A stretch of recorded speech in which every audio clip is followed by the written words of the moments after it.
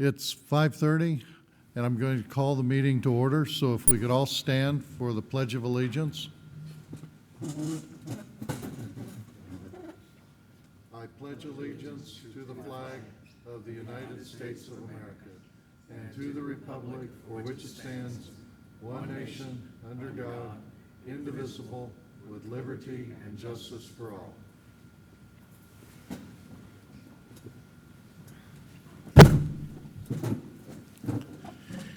Thank you. I'd like to welcome everyone to tonight's commission meeting. Next item on the agenda is adoption of the agenda.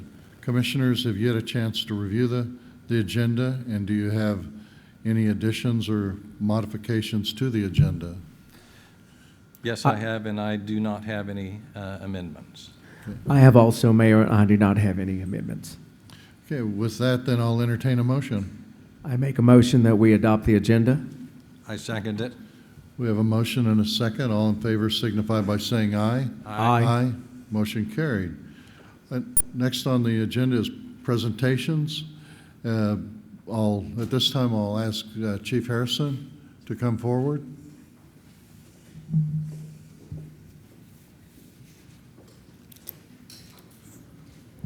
If I could have Sergeant Dustin Stafford come forward first, please.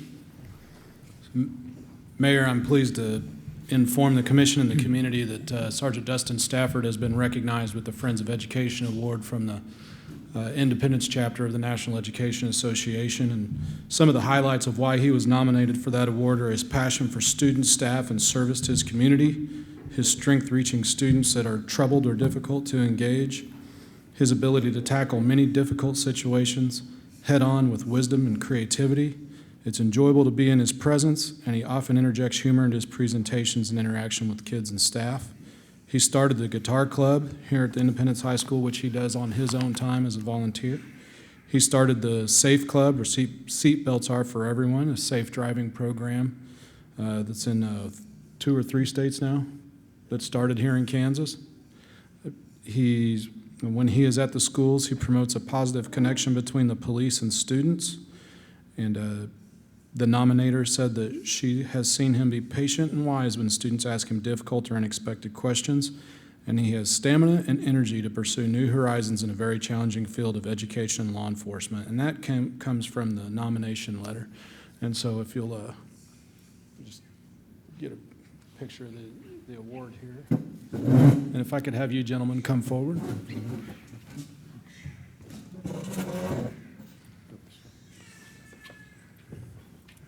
I'd like to get a picture of you guys with Dustin and the award as well.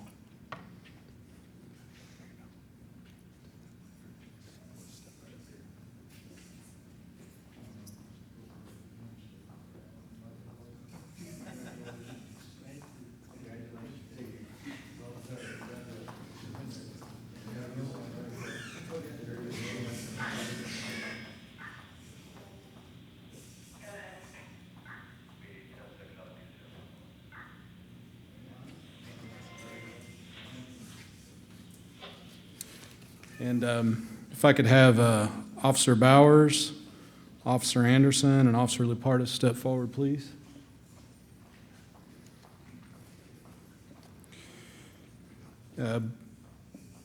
Pleased to let you guys know that these gentlemen are being recognized for bravery in the line of duty.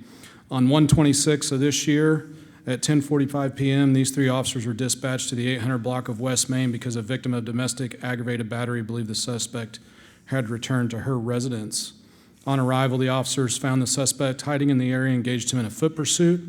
Bowers attempted to taser the suspect. However, due to heavy clothing in the winter weather, the taser was ineffective. At some point in the foot pursuit, the suspect fell and was surrounded by the 3 officers. He pulled the knife and began threatening his own safety and that of the officers. The suspect began taunting officers to shoot him and made suicidal statements. And the suspect attempted to get back on his feet, and he ran towards one of the officers as he was gaining his footing. At that time, Officer Lupartis, standing on the end, At that time, Officer Lupartis, while the man was brandishing a knife, took the man down to protect the public and his fellow officers. And Officer Bowers immediately jumped into the fray, and Officer Anderson was able to force the knife from the suspect's hands, protecting each other as well as the suspect's safety and avoiding a deadly use of force situation. And so the verbiage on the award reads, each officer is being presented with a meritorious conduct award for acting with conspicuous bravery by using physical force to subdue a knife-wielding suspect wanted for felony domestic battery. These officers' actions protected their fellow officers and the public from the knife-wielding suspect while avoiding the use of deadly force. And I think it's interesting to note that I believe this is the third time that Officer Lupartis has been involved in a situation like this. And if you recall, he was recognized a year or so ago when Officer Cook and him, he was actually cut by a suspect with a knife. So just more evidence to show what a fantastic bunch of brave officers serve our community.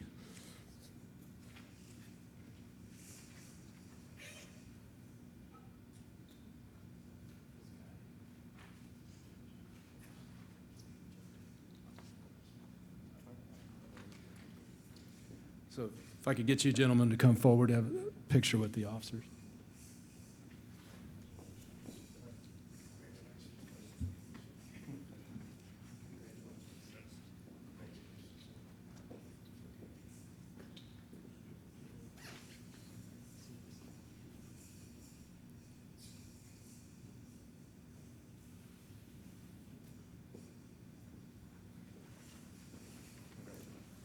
Thank you all.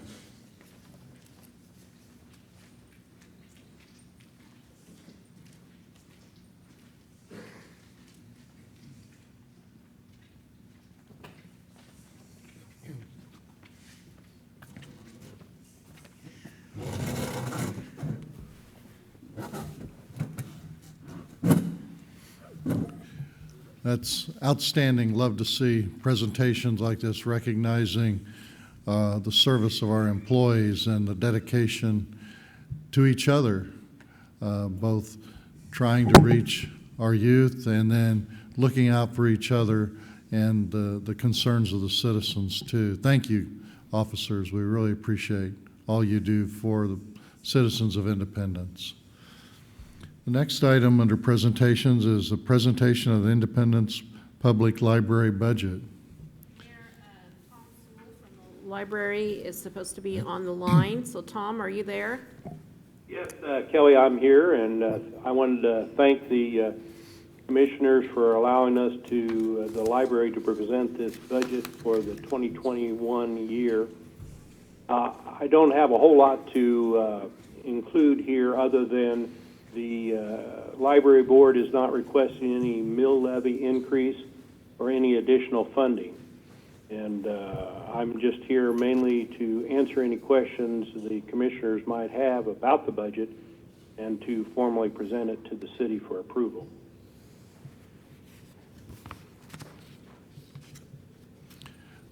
Commissioners, do you have any specific questions?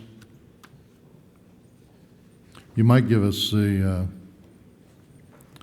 your projection of your expenses and your receipts and the expected carryover at the end of next year? Yes, we're anticipating the revenues coming into the library of around $835,000, and we expect expenditures to be very similar to what they were for the year of 2019 at around $701,000 in expenditures, and the remaining carryover into the year 2022, we're estimating right now at $134,500, which is down from what the level was in 2019 and what we expect the level to be at the end of this year, 2020. So we continue to try to keep a level of around that range in the general fund so that we can meet expenditures as they come up. But we are dropping a little bit in our carryover each year.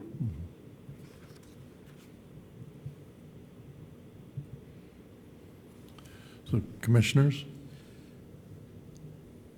Well, thank you. Yes, I do have a question, and that is, first with regard to the grants and then the grant funding and then the offsetting grant outlay expense. There isn't detail provided for that. Would you like to expand on that for just a moment?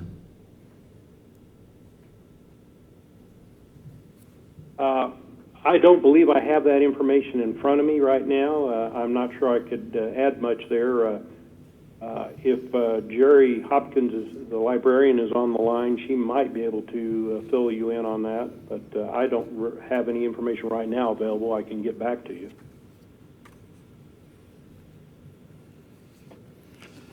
Very well, let's try this then. The carryover amount from the end of 2020 to the end of 2021 per the budget goes down about $14,000. And if that persists and at some point in time you reach zero, is there a specific explanation for why you're planning to burn down some of your carry forward balance in 2021? Not anything really specific. We're trying to keep our requests for additional funding from the city and the school district at similar levels that we've had in the prior years, understanding that it's hard to request additional tax funds from the public for the running of the library, and we're in that manner we are continuing to draw down on our carry forward, and at some point, yes, we're going to have to look at maybe additional donations or possible requests for additional funding. Thank This is you. Jerry, can you hear me? Yes. Okay, so the grant money is just an estimate because we have no idea how much we will get and how much we won't. And last year we changed it so that we would have the input and the output come out of a different line, so that if we don't get any grant money, it doesn't affect our budget. And if we get too much grant money, it also doesn't affect our budget so much. And as for the funding decreasing, it doesn't really decrease. It's the way that we have to write the accounting. We try to always keep the same amount in there. But we add it into our budget, like $15,000 to $20,000 in case there's an emergency that comes up so that we can spend it. So we don't actually use it, though, that extra cushion amount that you would call a cushion amount. That's in there so that, because sometimes the funding doesn't come in on an even schedule, and we don't always get it, so sometimes we have to use it, but then when we get the funding from the county, we put it back into the budget. Does that make sense? Indeed, I understand the need for at least estimates within budgets and also contingencies within budgets, because we can't always tell what the future holds. But thank you, Jerry. You're welcome. Commissioner Ususi? Yeah, Jerry, on that then, basically, by that statement you made about a cushion, then that would make that $134,500. That would put it more in line with the previous year then? Well, it's usually around $160,000. Okay. It's just the way that the accountant makes us put it in there that it comes out looking less than that. So that would be about $30,000 in the budget that we don't intend to spend unless it's an emergency. Okay, good. Thank you. Jerry, question under city funding. You've got city others of $25,000, city ad valorem $227,130, and then is city, what's DEL ad valorem? What's that, delinquent? Yes. So your including in this budget, possible of a reduction of $10,000 that could be delinquent from ad valorem taxes? Yes, and I just based that on previous estimates from previous years. Okay. So I was just wondering, with the news and coming from the state about projected sales tax, ad valorem property tax down, that's how you're kind of handling it in your budget? No, we haven't changed the budget at all. The advice that we got from the state was just to leave our budget as it was, and we will just have to adjust based on Okay. how much money comes in. Okay. Any other questions, Commission? I'm good, thanks. I have none, thank you. And are we needing to approve your budget, or is this just a report for us? It's basically for you to have as you go into your budget process. They always present their budget before you start the budgeting. And on that delinquent ad valorem, Jerry, isn't that the revenue that you receive from delinquent taxes that were actually supposed to be paid in prior years? Because it's Yes. shown as income. Okay, Yes. I just wanted to clear that up. Oh, okay.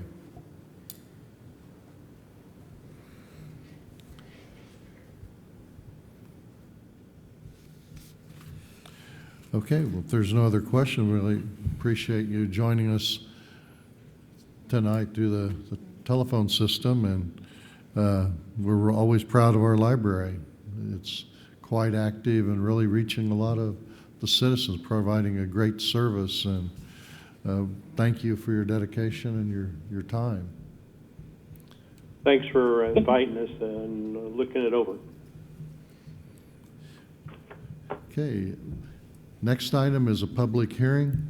Public hearing to consider condemnation of a structure located at 818 East Edison Street as dangerous and unsafe. Mayor, this is one of the good reports that I'm able to give, that the owner of the property, this was a rental property. She is making substantial improvements on the property. And in fact, she believes she'll be ready in about 10 days for an inspection. So we would ask to adjourn this meeting and give us time to do that inspection. And I look forward to coming back very soon and taking this off the condemnation list. She is doing a good job in repairs to this structure. This is a new hearing, right? This is a new residence for hearing. Excuse me? We haven't discussed this one before, right? Yes, correct. Yeah, I yeah. forgot to call the Oh, I'm sorry. public hearing being open, so Yeah. I just wanted to make sure we were official there. so. Yeah. Okay. So they are working on it? Yes, diligently been working since the fire, and I haven't been inside, but I have drove by, and she called me Tuesday, and just we went over it, and she is, like I said, in 10 days, hoping to be ready for the inspector to inspect it, and then we'll be able to come back and take it off the condemnation list. Okay. And as a public hearing, is the owner present tonight? No? She was not planning on attending after we discussed it on the phone Tuesday. And there's any public from the residents or anything that want to address the issue during the public hearing? If not, then I'll close the public hearing and open for commission discussion. Any questions, commissioners? I have none. I have none. It's good to see repairs are being made, and Yes. this will end up being a rental again. Yes. Good. Okay, with that, then, we have a motion to adjourn. I move to adjourn the public hearing for 818 East Edison Street until July 23rd, 2020 at 5:30 PM. Second? I have a motion and a second. All in favor signify by saying aye. Aye. Aye. Motion carried. Next item on the agenda is the consent agenda. So we had no modifications during the adoption of the agenda, so at this time, I'll entertain a motion. I make a motion that we adopt the consent agenda. I second it. Okay, we have a motion and a second. All in favor signify by saying aye. Aye. Aye. Motion carried. Next item for commission action. Item A, consider setting the date of July 23rd, 2020 for public hearings to consider condemnation of the following structures as dangerous and unsafe. The first property is 1516 West Laurel Street. Mayor, this structure was involved in a fire that totally engulfed this structure. In fact, I'm sure you gentlemen have drove by, it's completely on the ground. The homeowner is attempting to make some progress of cleaning it up. However, they do not know, they have limited funds, how much they'll be able to do. So we are asking to set for condemnation of this the parcel's one big parcel. You'll notice there's a house and the apartments on the back. We are just asking to condemn the back portion that was on fire for as dangerous and unsafe.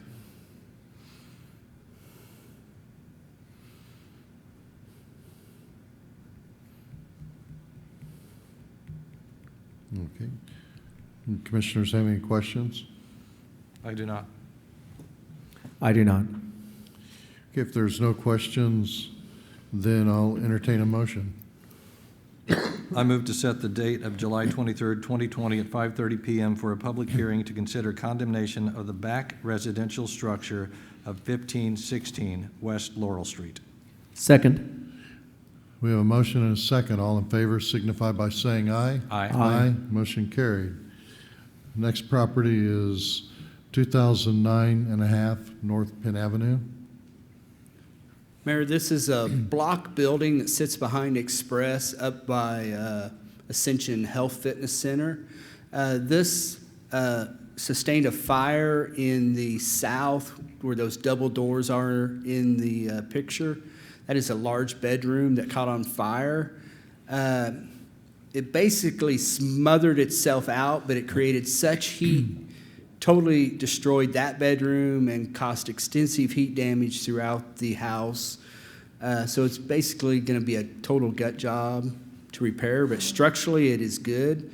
The owners live in Oklahoma City, and they had some family temporarily staying there while they were relocating. They are undecided at this time how they are going to proceed with this structure. There is insurance, and they understand what we are doing, and they hope to have a decision by the time we have a public hearing as to whether they will proceed with repairs or removal of the structure.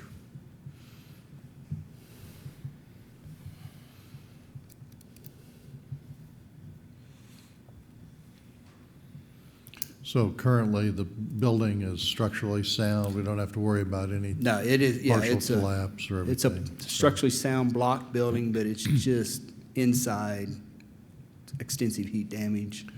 The wood roof structure is still intact. The roof is still in structure. Basically stayed from the sheetrock ceilings down and just superheated the whole interior structure. So nothing made it past the sheetrock ceilings. Okay. Any questions, Commissioners? I have none. I have none, Mayor. Then if there's no further questions, I will entertain a motion.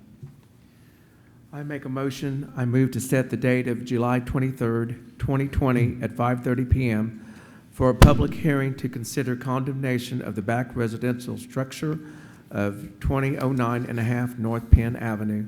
Second. We have a motion and a second. All in favor signify by saying aye. Aye. Motion carried. Next item is consider ordinances and a resolution modifying the residential dumpster program. Lacey? Hi. Okay, the city operates a residential dumpster program where residents within the city of Independence can rent 8-yard dumpsters for a significantly reduced cost.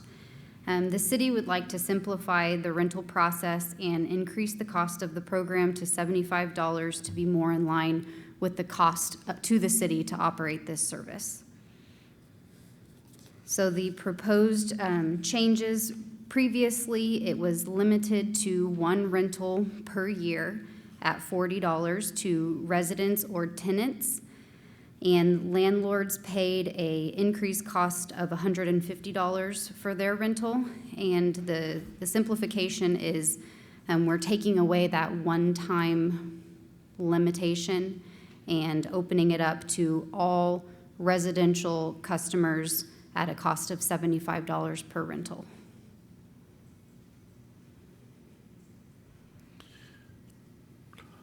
The type of material was limited to household items, no construction debris or anything like building materials? There, in the rules and regulations, there is a list of what can and cannot be placed in the dumpster. I will say it, in the can be placed in a dumpster list is glass that is sealed tightly in a box or wood, trash, and debris. I mean, you cannot, the non-allowed items are things like heavy metal bricks, concrete, rock, dirt, shingles. So I would not make a blanket statement to say no construction materials can be put in there, but the items specifically listed cannot be put in there. Okay, But wood is listed as an item that can be placed, so if you threw a 2x4 in there, that's fine. okay. They are opening up the sanitation yard. Is it, Mike, when is it on Thursdays? Thursdays from 8 to 2. Where people can take items such as that to the sanitation yard. Yes, Okay, so that'll supplement the program. yes. And all that Thursdays. information is listed on the fact sheet about the program.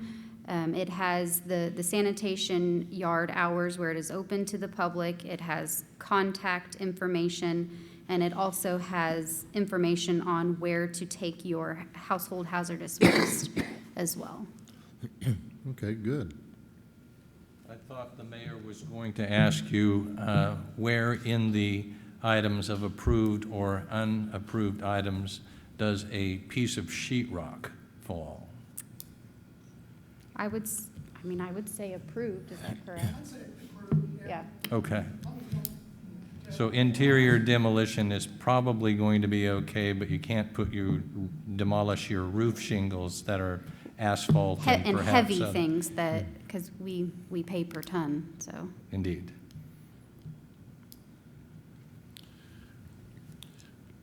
Commissioner Eustace? Lacy, so it goes from $40 to $75? Correct. And then the landlord will stay at, The designation of a difference between a resident or tenant and a landlord has been removed. Okay. So the requirements of the program, to be able to rent a dumpster, you do have to have water service for that house, and all of your accounts with the city have to be paid and current.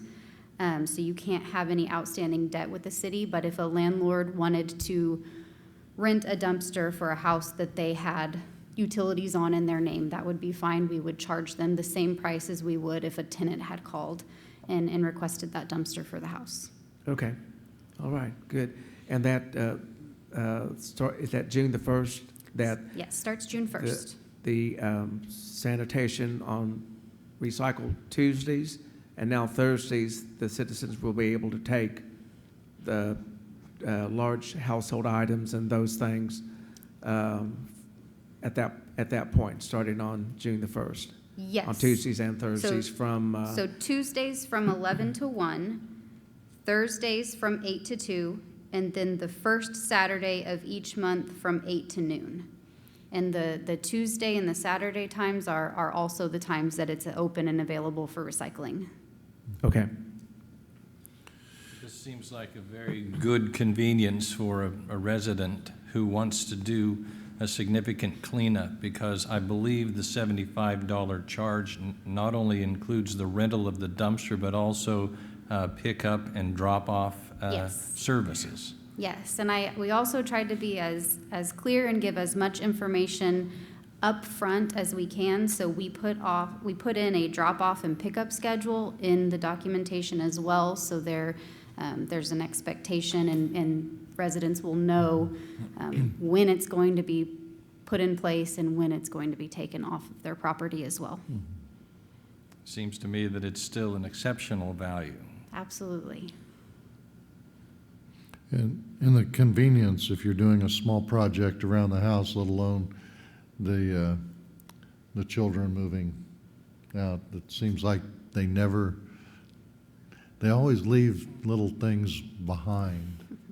And it's a nice way to handle it. And definitely, we've got to look at our costs in the end. Just stewardship of the responsibility we have to the citizens, and appreciate you and the staff looking through and bringing us to our attention. And it is a great service to the citizens to be able to have those items removed in a convenient manner. So any further questions, Commissioners? I have none. I have none. If no further question, then I'll call for a motion. I move to adopt the attached ordinances and resolution modifying the residential dumpster program. Second. We have a motion and a second. All in favor signify by saying aye. Aye. Aye. Motion carried.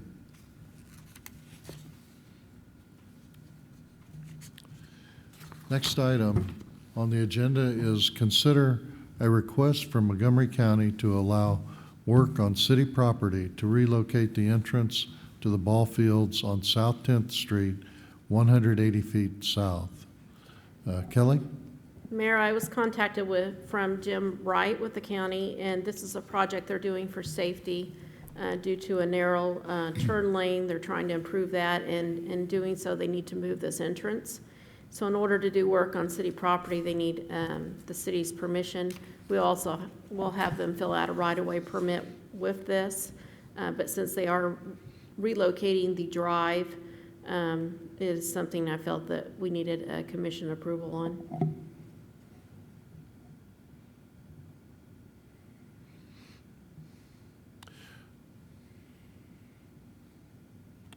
So the work will include removal of the old drive and entrance to the north, and then doing whatever curb cut work is required and pavement of the entrance drive back to the parking lot. That is my understanding. My understanding is what was shown in this drawing is exactly what they're planning on doing.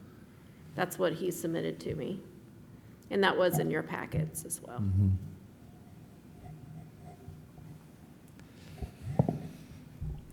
Commissioners, any questions?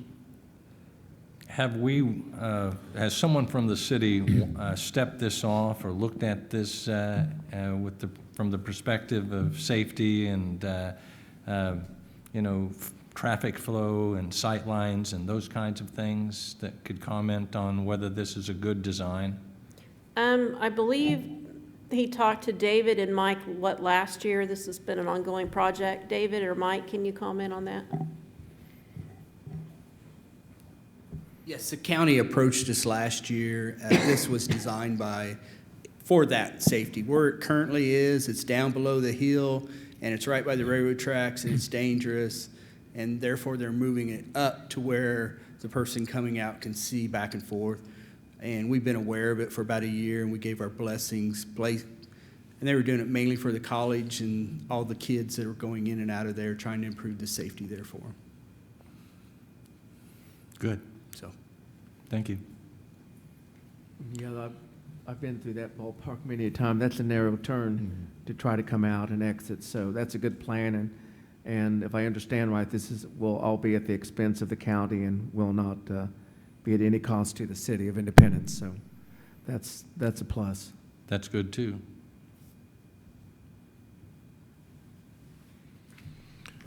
Any further questions? I'm good. I'm good. If not, then I'll call for a motion. Okay, I make a motion that we move to authorize allowing work on city property to relocate the entrance to the ball fields on South 10th Street, 180 feet south as requested by Montgomery County. Second. Okay, we have a motion and a second. All in favor signify by saying aye. Aye. Aye. Motion carried. Consider a recommendation from the Planning Commission to approve a conditional use permit for a communication tower in a C2 commercial Service District at 1101 East Main Street. Kelly? Mayor, this is an item to install a communication tower to be utilized by Evergy to communicate with their trucks and infrastructure.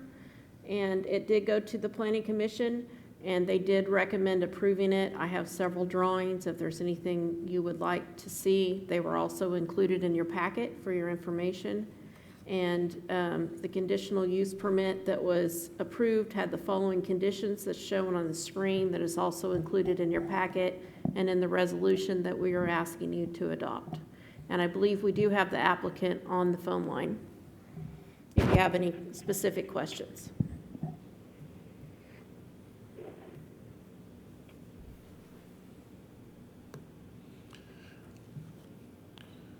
So this tower is a replacement of an existing tower?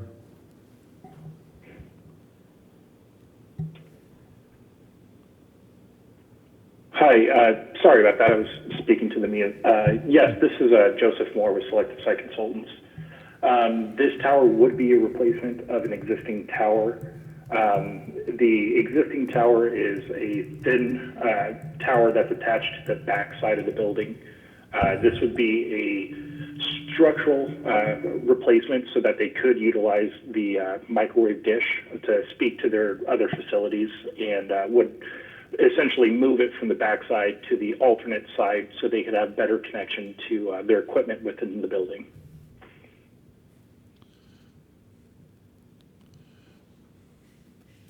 Commissioners, any questions specific to the project? I'm good. I'm good. Okay, I guess that's simple. If there aren't any other questions then, and appreciate your explanation, then I'll call for a motion. I move to authorize the mayor to sign the attached resolution to grant a conditional use permit for a communication tower in a C2 Commercial Services District at 1101 East Main Street. Second. All in favor signify by saying aye. Aye. Motion carried. Item E, consider a request for assistance for ADA repairs by the Episcopal Church. David? Mayor, the Episcopal Church contacted Kelly and me. They have done they do a lot of community dinners and different things. Community organizations utilize their church. And they did some ADA improvements, and they're asking the city to assist in that because of their parking lot. In the southwest corner of their parking lot is some ADA stalls, and they have installed a new ramp on their property with about 72 feet of sidewalk going to the south. And they are asking if the city would do some improvement there in the alleyway in that sidewalk that goes across there to meet their ramp. And their request was also if you would consider sharing in some of the cost of the sidewalk. And, as I informed them, our ordinance is we don't necessarily do sidewalks or the responsibility of the property owner, but we would gladly bring that forth to you as that was your guys' decision to make. Okay. Question, with their location of their handicap parking is on the east side of the parking lot. Are they planning to relocate that to the west side so it will be more convenient to the crossing? Right now, they've got to cross the flow of traffic with their parking lot, and the stalls still lack some ADA aisles. I think my understanding of their intentions is if we will improve that alley entrance there, that sidewalk there, the ADA parking stalls will be there, which will allow people then to get on the sidewalk, and but it still goes into traffic. So I don't know how they want to address that, because my understanding, Leonard, would be if you typically set that up right, they would exit out of their vehicles, not go into the alley or the roadway. It should exit straight up into the sidewalk and then make the cross of the alley to be technically correct. It's good. I guess it was a little confusing from where they were, that they do want to access their new sidewalk. The crossing that we would be doing would be there on the On- right-of-way, On the right-of-way where of the the public alley. walkway is now. Right. That would all be Right. improved. That, Okay. that's all that would be, that they were asking us to improve. They're on their private property, you know, how they're gonna address that, I'm not sure. So what we're looking at is maybe 10 to 12-foot wide strip across the alley from curb of alley to curb of alley. Yes, meeting up with their ramp, Their new ramp? their new ramp there on that, Okay. yes. The ramp on the north side was outdated. It was, One of the old ones. yeah. Yes. So are we going to look at putting in a new with the tactical warning and I wanted to ask come you, back? because typically on alleys, we have always done the corners, and we've just kind of addressed those on a case-by-case with the commission, and get your guys' opinion if, when we fix that sidewalk there, if you want us to include that north ramp when we fix that. Yeah, I think, you know, this, my opinion is when we're doing the alley and we're doing that sidewalk, since it's non-compliant, and if we're really going to help them transition from handicap parking, then we Yep. should Go ahead. come back a distance on that sidewalk to make a accessible ramp on the Okay. north side. Yep. And then replace the sidewalk to tie in properly, Yep, okay. but, The only other thing, Leonard, Mike reminded me today during staff meeting, the sanitation truck does turn and utilize that alley to dump. So he just wanted us to make sure that when we do go get some quotes for that, that it's reinforced to sustain the weight of the trash trucks. yeah, I think that crossing should be designed to the standard we have of our alleys. Is it 8 inches of concrete or? He said 8 during our meeting is, we have Yeah. some paper on that, but we believe it's 8 inches of reinforced Yeah. concrete. And that work, we would be issuing the work order and Yes, not go through them, but just, we would, Right. okay. yeah. Yeah, so that way, yeah. Yeah, that is significant load coming Yeah. across that section. Well, I mean, we do have the option, Graham is still currently working, and we have those prices. We could get a quote from Graham, and we also could then just quote, there's several contractors in town. I don't want to mention names, but we have one that's been doing some work. He did the sanitation drive and doing our potholes, and there's another concrete guy that keeps calling and asking if we have anything. So, I mean, there's several different places we could get 3 or 4 quotes that we could bring back. Because I imagine it's going to be $3,000 to $6,000 probably to do this work. Commissioner Hayes, have any questions? At this point in time, we're not really talking cost. We're just talking about consideration for the collaboration with the Episcopal Church, right? Correct. Yes, I would bring back some quotes for you guys to review. Thank you. Commissioner Eustace? No, I'm good. I agree with your comments that you made about making the improvements. So, yeah, I'm good. Thank you. Now, concerning the cost, if we're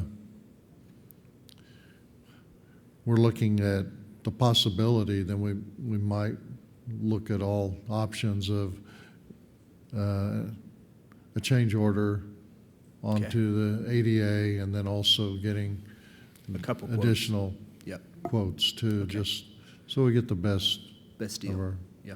our money.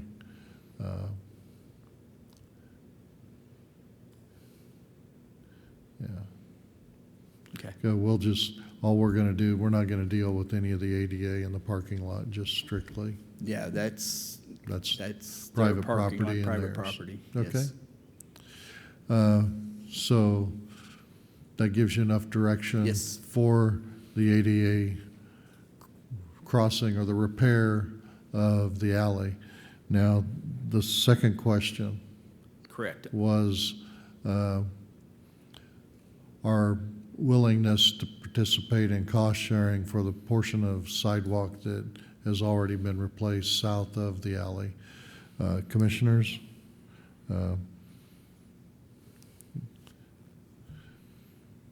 What's your thought? I know when you look at some of the other, the churches we have dealing with ADA issues, provided some assistance with additional concrete work.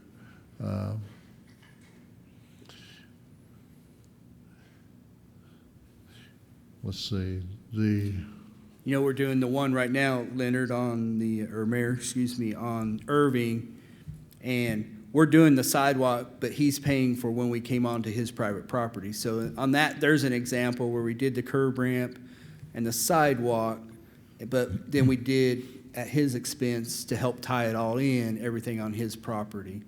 So there was a cost share there. It's kind of an I think what you're talking about, a little bit of a share in some of the work. yeah, that's dealing with the public walkway. I know the city Yeah. ordinance does say that's the responsibility of the property owner. Right. But in dealing with other churches in the community, we have Yep. replaced sidewalks, public sidewalks. Yeah. Or partnered with them.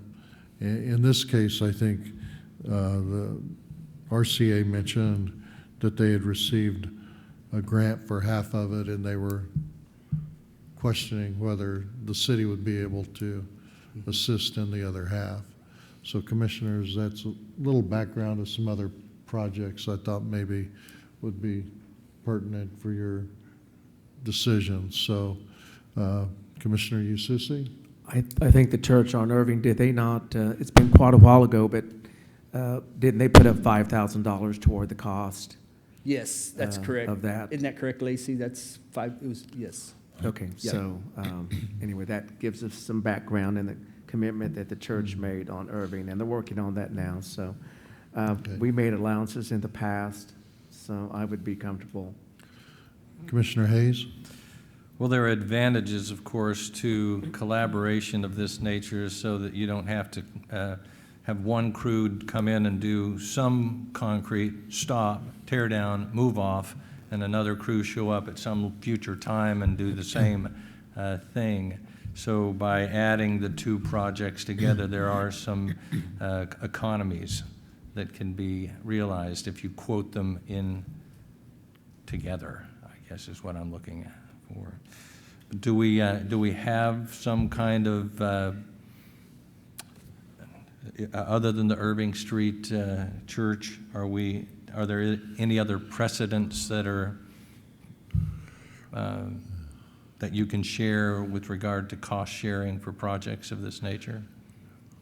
You can just kind of look like at downtown. I mean, and correct me if I'm wrong, Mayor, we look at these where we have large gatherings of people and stuff, and we take that into consideration, like what we just did by Annie Mae's. And now we did all of that work, but I mean, that's it's kind of in the public right away, and there's a large crowd of people moving there. So, I mean, to help assist the public in those areas. And typically you have your churches with the older populations and those of disabled that are accessing those. So, I mean, we try to assist where we can assist the public to ensure the safety of the public. Yeah. According to the ADA, the residential sidewalks are not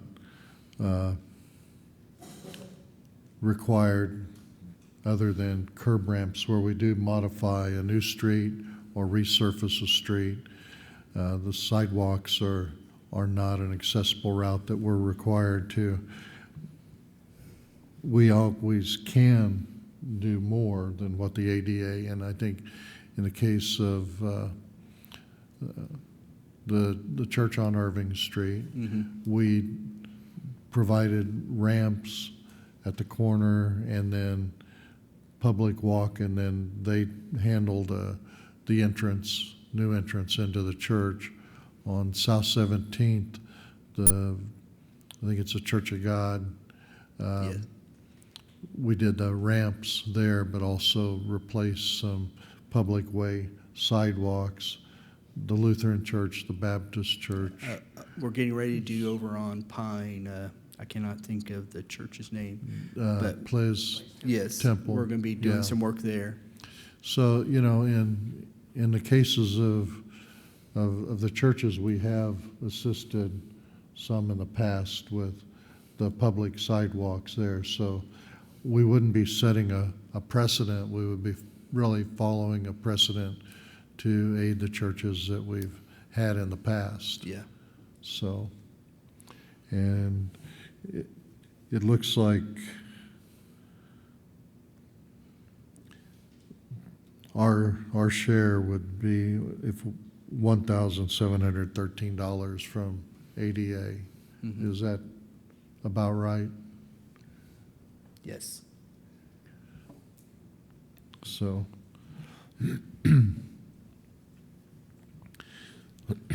so commissioners, I have no further questions. okay? If we have no questions, then concerning the matter of participating in the sidewalk. First, the alley work, the ramp, the improvement to the alley, we're gonna have costs, and that will come back to us for further action once we get the costs. Before us now would be a motion to share half the cost of the sidewalk replacement, 72 lineal feet of sidewalk south of the alley. So if somebody would want to make a motion, I'll entertain a motion regarding that. I make a motion that we make a commitment of $1,713 to make improvements to the alley sidewalk at the Episcopal Church. Second. Okay, we have a motion and a second. All in favor signify by saying aye. Aye. Aye. Motion carried. Thank you, David. Item F, consider authorizing pursuing an EDA grant with Whiskey Creek drainage improvements in the area of Sycamore and 20th Street. Mayor, we mentioned this in our budget session that we had not too long ago. This is a grant we became aware of that we've been working on with Susan Gilmore with the Southeast Kansas Regional Planning Commission. And she has finally gotten some information from her contacts at the EDA, and his advice was to go ahead and submit, even though they believe all the funds have been expended. If there's any leftover funds or some of the projects that will be awarded do not need the full amount, that this would be a good filler project. So he suggested to go ahead and get that going. In order to do that, we need to do an RFQ before we could even get the official preliminary estimate and the preliminary engineering report. And so we would like to proceed on doing the RFQ so we can get that going, because if we don't go through that procurement process, whatever engineering firm provides that information would not be able to bid the actual engineering work for the project. And so we have it prepared, and we could put that out tomorrow if the commission so desires. There was a concern about whether this project would potentially create additional issues downstream if it was improved. And I did get an email back from Sean today when he talked to the hydrologist that prepared the report that you all received last year. And it said the improvements shown near Sycamore and 20th will decrease water levels in that area by 2 feet and have minimal impact downstream. Some channel cleaning and other minor improvements downstream should suffice. And what we would like to do, if we have, as we have $50,000 budgeted to do some work in the Wistiki Creek drainage area, and we would like to go out for quotes for some dozer work to get some of that cleaned out that would be downstream. And with the proper permits, which Trans-Systems has agreed to help us acquire before we can do any work in that area. And so, two things, we would like to be able to go ahead and pursue the grant, and then we would like to be able to go ahead and get quotes and bring them back to you on this dozer work. Okay. So this area was identified in our study of Whiskey Creek drainage Yes, problems. and the drawing that was in the report is on the screen, and I emailed that to you as well.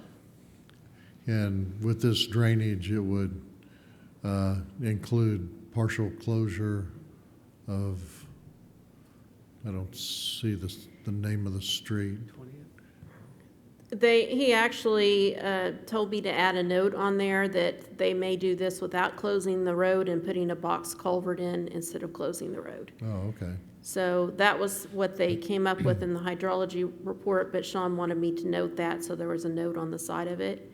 That was also on the one that I emailed you. I know it's kind of hard to see, but I think they're rethinking that and thinking maybe they can leave the road open and just do another box culvert. Okay.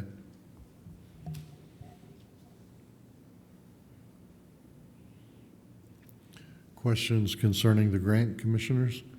I have a question.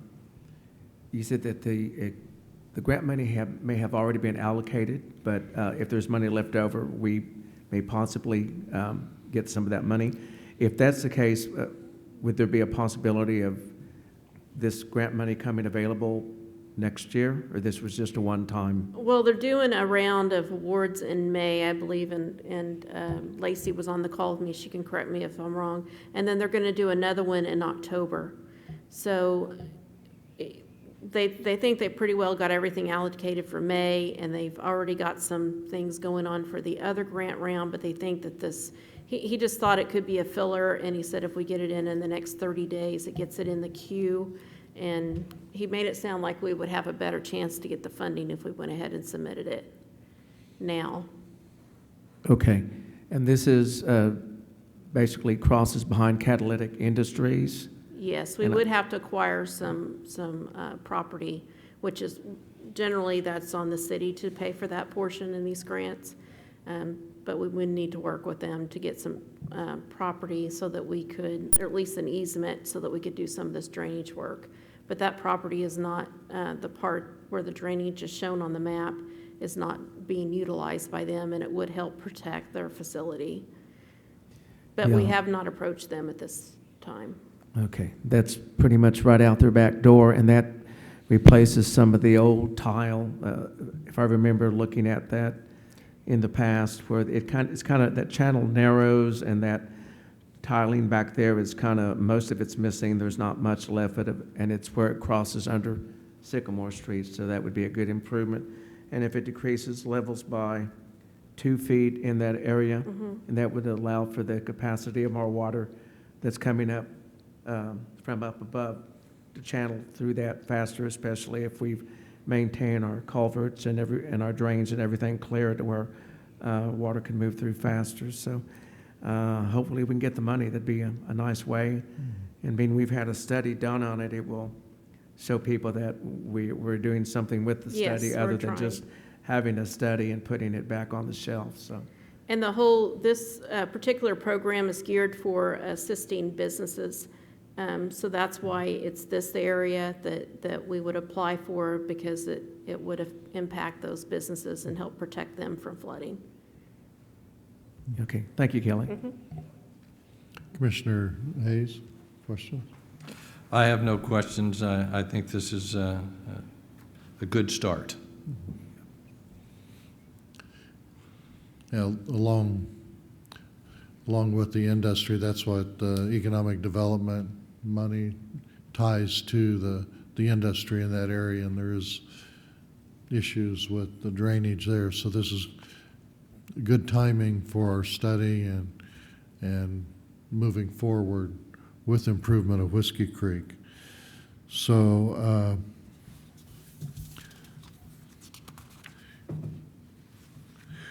let's look at this with the two motions. First, the motion to complete with the grant, and then we'll discuss the other option or the other proposal to clean and regrade Whiskey Creek south of this area. So concerning the EDA grant, I'll call for a motion. I move to authorize city staff to pursue and apply for an EDA grant for Whiskey Creek drainage improvements in the area of Sycamore and 20th Streets.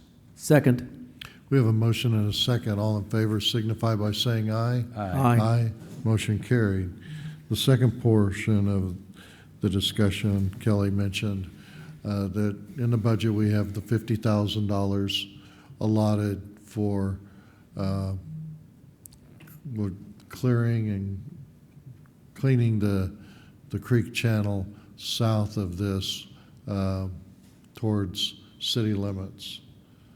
Cherry Street, I believe, Yes, isn't Cherry it? Street. So what we've been asked to consider issuing, were we going for a proposal at this time? We'll do it as bids, right, Lacey, since it would be, we would probably need to do the bid process. It really depends on the total cost of the project. I'm not sure if this is going to be greater than $25,000. We would just follow the procurement policy. If it's under $25,000, we wouldn't, and it's a budgeted project, we don't technically need any prior authorization or approval. We would just follow the procurement policy. But the work will go to at least 3 bidders, right? Yes, that's what the procurement policy says. Yeah. We get 3 quotes if it's under $25,000. If it's technically, I guess you could consider some of this, if there's any engineering type work, that'd be a professional service, but we get 3 quotes for work being done, and if it is projected to be over $25,000, we turn it over to the bidding process. Yeah. Who's going? Go ahead, Kelly. Make the motion to procure it, and we'll follow the policy and review with Mike if he believes it's gonna be over the 25,000. I don't know, Mike's here, I don't know if he has a feel for that, but. It seems pretty extensive. It's going to depend on the length of the project. Yeah. Start at Cherry and come through the Maple, and it probably costs, you can use up every bit of that. I can't hear you.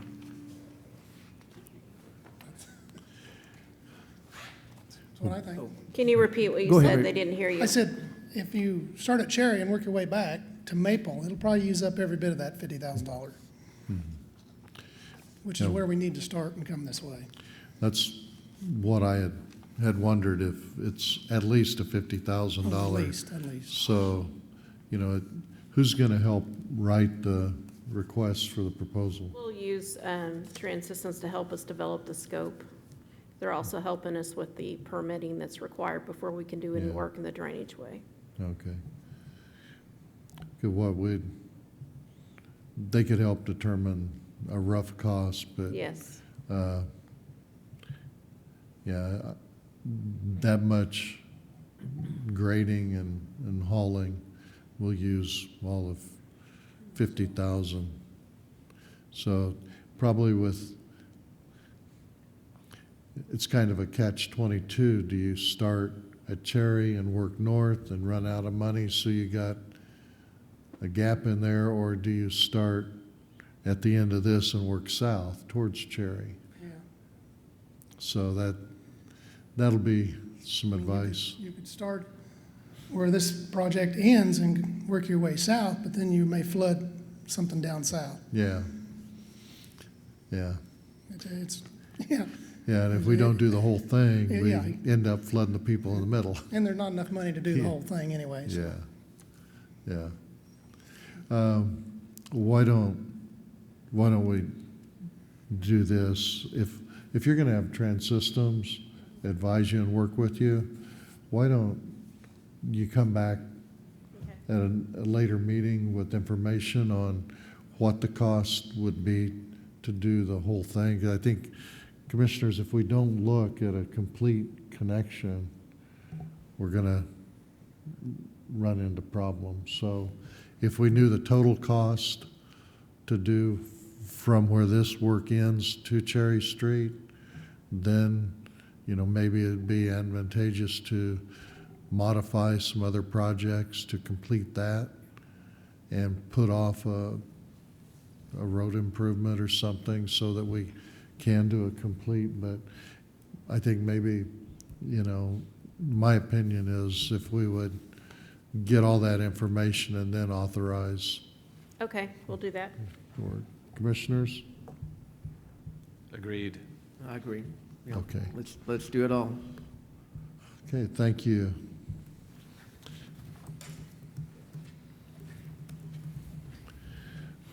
Okay, next item, item G. Consider adopting an ordinance adding exemptions to the system development charge. Kelly? Mayor, this was an item that was brought up by the commission at a previous meeting, I believe, when we had the group. It's not called Habitat for Humanity anymore, it's called something else, but it does the same type of thing. And they had requested waiving this fee, which the commission did do. And it was brought up at that time that we should have a policy so that any entity such as that would have the fee waived and that wouldn't have to come to the commission. So we did draft some language to accomplish that. And if you're okay with that, then there is an ordinance for you to adopt. And if not, any modifications, let us know and we can bring it back. Okay. And what we were looking at, if I remember right, is trying to provide some consistencies so that we would include all groups and not provide the waiver to some and charging others that were very similar in nature and trying to accomplish the same thing. So, Commissioners, got any questions?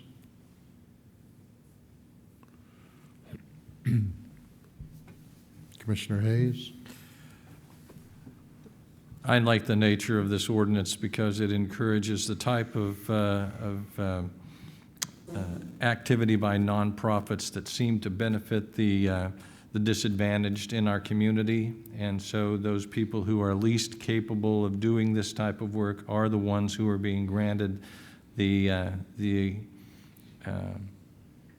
exemption. So it seems to be in line with our current reality, but it's also encouraging the proper or correct behavior that will help those people most in need. Commissioner Ususi? That's well stated, Dean. I agree with this statement. And I know Kelly has put a lot of thought and tried to run through every possible scenario to make sure that it is a workable ordinance and beneficial to the targeted group. And commend her for that time. She's called and ran through different scenarios, and I think it's a very good start for us helping address the issue and bring consistency to looking at the systems development charge. If there's no other questions, Kelly, do you have anything else you want to add? Just that you need to commend the city attorney for putting up with my multiple emails on this subject. Thank both of you. So if there's no further questions, I'll entertain a motion.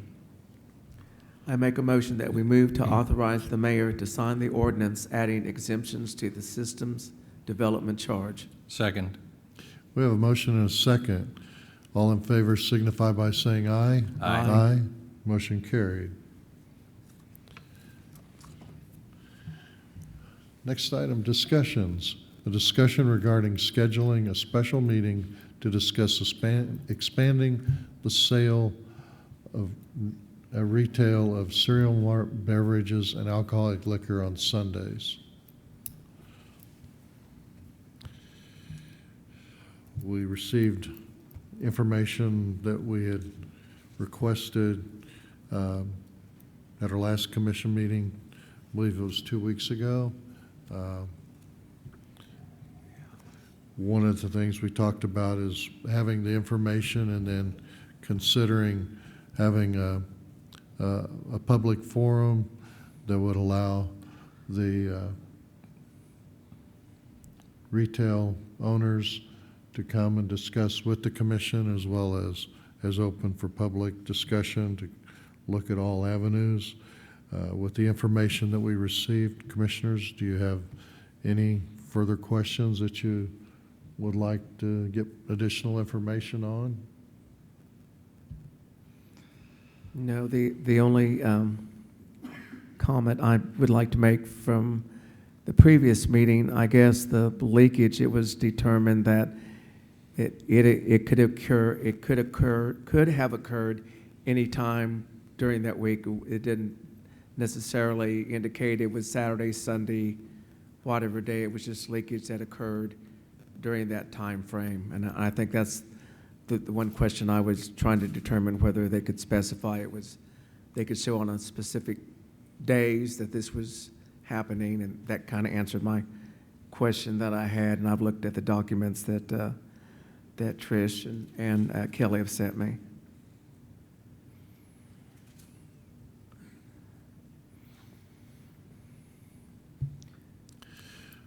Commissioner Hayes? Thus far, I've had my questions answered, but I look forward to hearing from the other voices who may have additional input, concerns, or information about this topic. So, how's your feelings regarding a public forum?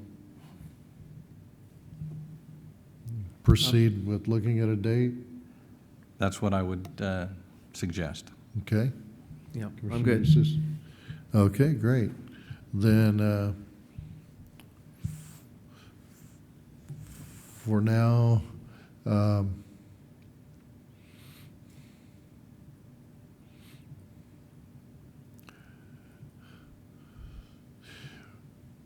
should we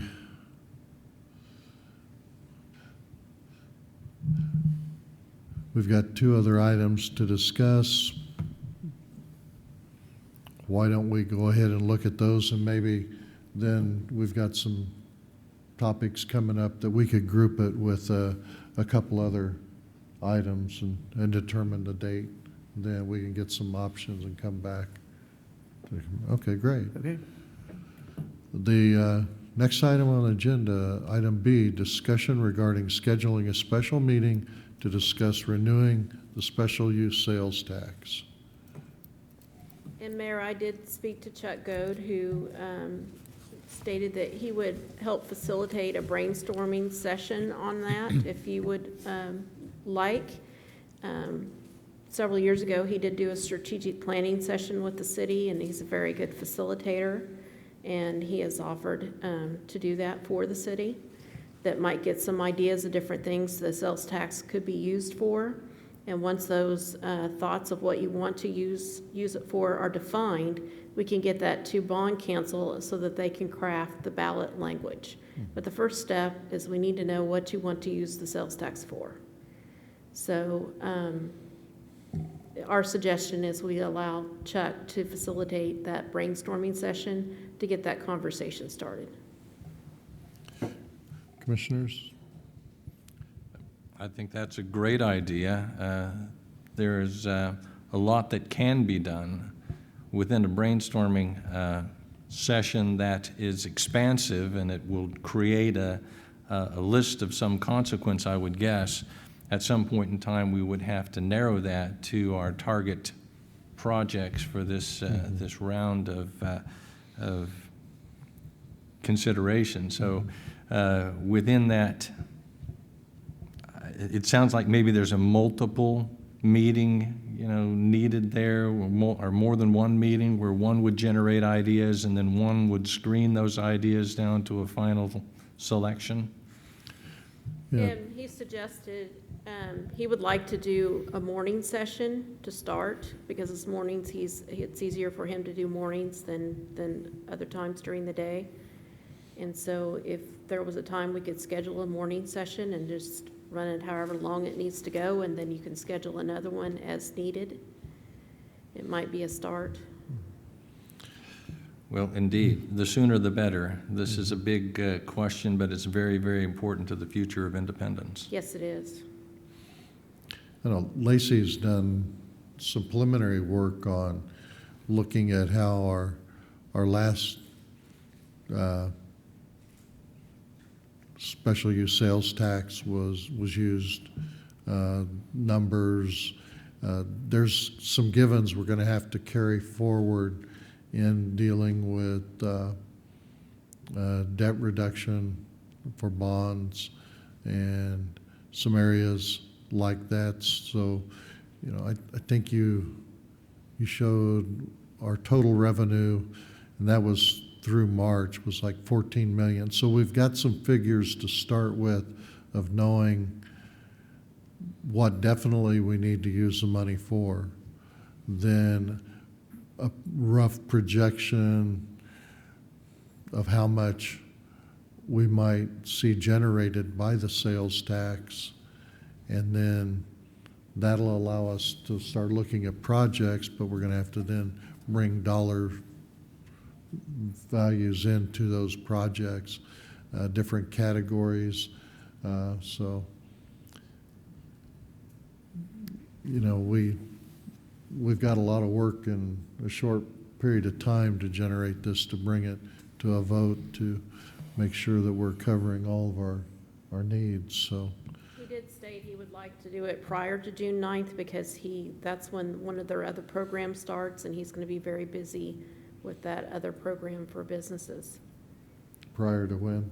He would like it scheduled prior to June 9th. Mhm.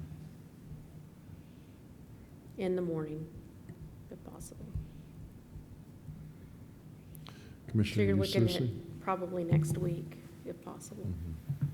Okay, I think that's a good start, and, yeah, let's go ahead. We need to get started on this, and the sooner we hit it, the sooner we can get everything in order and move forward with it, get it to the bond people and move on, but, yeah, we need to do this. What about tentatively June 3rd, which is a Wednesday? I know you do your special meetings, it's not, it's the first Wednesday, not the third, but I could see if he was available that day to do a morning session. I'm free. I should be good. Yeah, let's go for the third. And then another question is, some of our retreats and things like that, we did not film. Do you want this filmed or not? I think for this, possibly not. Okay. I don't see a need to film it. We're not considering any formal action. No, No. it's just a No. brainstorming session, kind of Indeed. like the retreats. Yeah. Okay. If that date doesn't work, I'll get with each of you, and then we'll schedule an alternate date. Okay, Good. okay.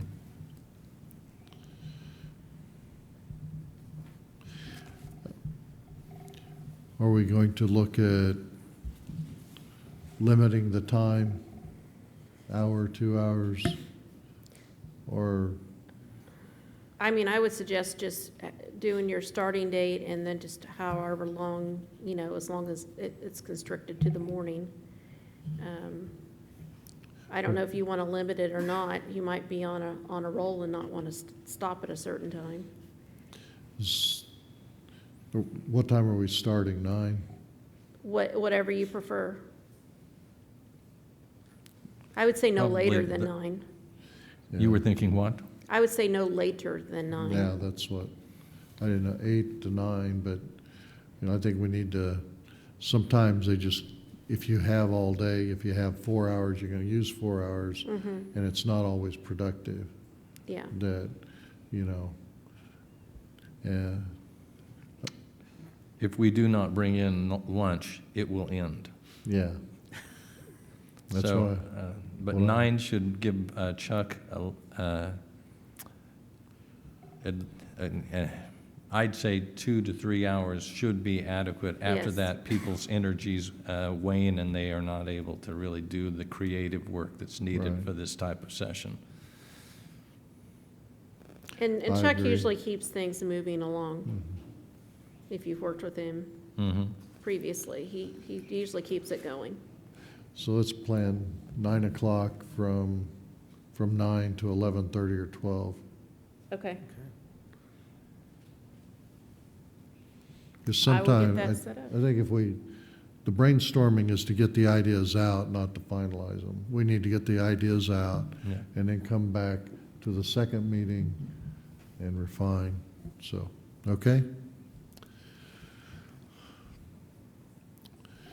Item C, discussion regarding scheduling a special meeting to discuss Phase 2 of 1916 City Hall renovations. This was also brought up in the budget session that we needed to get back on schedule. We did talk to Ian last week, and he sent some information that I shared with you, and I can bring up that PDF if you want to look at those drawings that he sent. And Mayor, I don't know if you have any comments on that as well. Yeah, there was, do you want to bring the drawings? I can bring them up.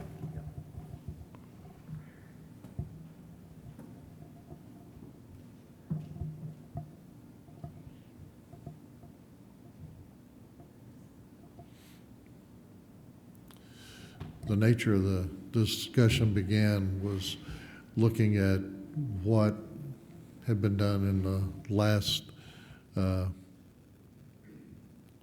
review of their program.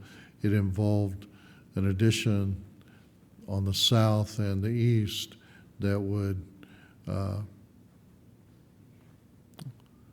affect windows that were being installed in Phase 2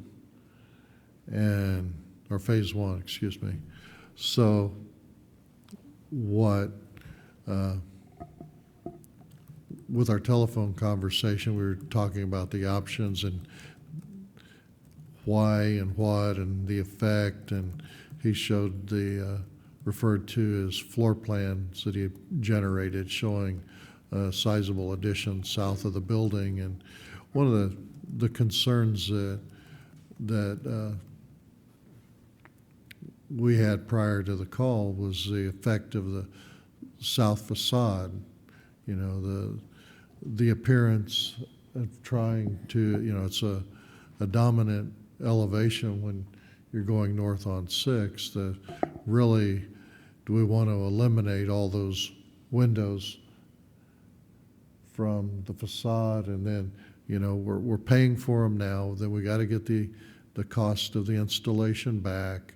And really is, at this point, is it worth not installing the windows? And with our discussion, you know, I think Kelly and I and David agreed that the facade was worth keeping as close to natural as it is now and limit any work on the east side or the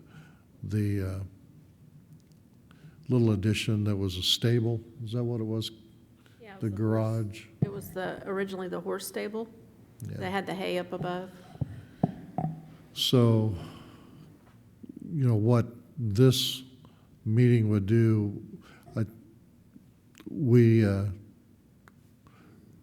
said we felt they needed to go ahead with the installation of windows on the south.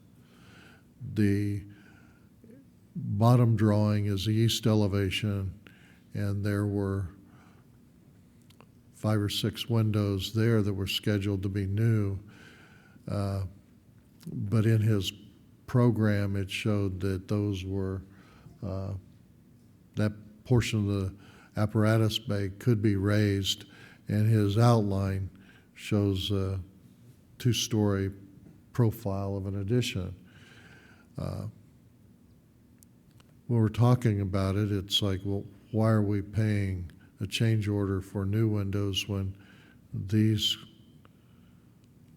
are windows that we could have said, if we're considering removing that portion of the building in phase two, then just give us a credit for those windows.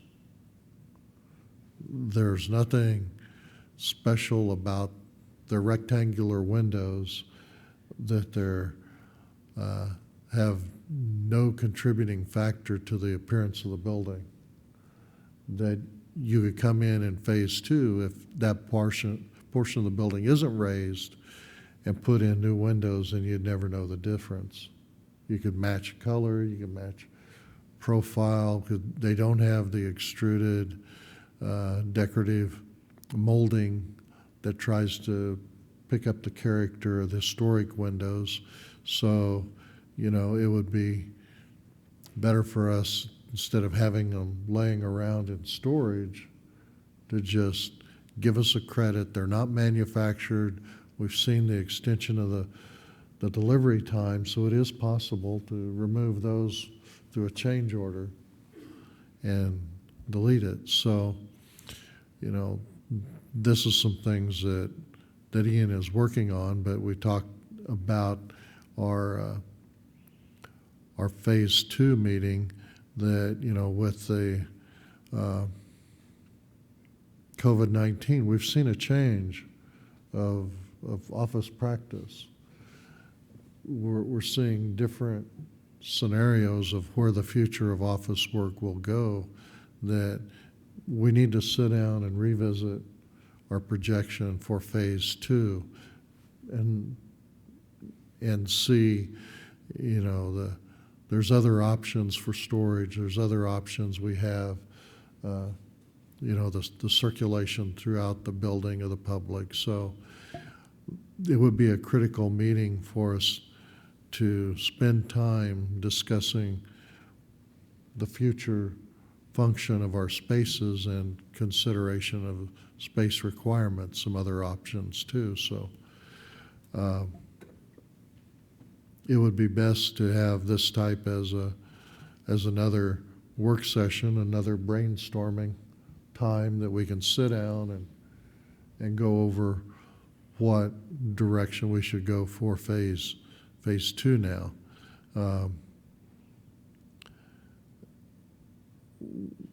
With kind of working at the planning for special use sales tax and this, you know, we could do the third Wednesday, or a special meeting dedicated for that, or you know, even move to another date. But I think it's getting close, so we need to consider that phase. In June, the 17th, I will not be available. That's the Right. third Wednesday, but I am available each of the other Wednesdays. Okay.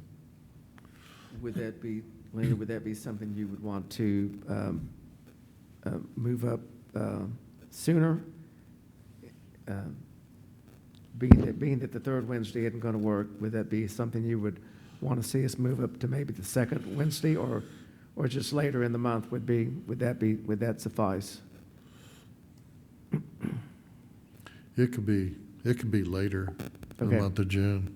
If you're wanting Ian and Andy available, it may depend on their availability. Are you wanting them available to answer questions or Right. participate? So They should be. So why don't I check their availability? considering the last full week, or even Monday or Tuesday, the 29th or the 30th. Would you like to do that as a morning session as well? Do what? Would you like to do that as a morning session as well? Yeah. The morning I'm session. available, yes. So Right. 9 o'clock on either the 29th or the 30th. Yeah. Yes. Yeah, I should be good. We do have a commission meeting the 25th.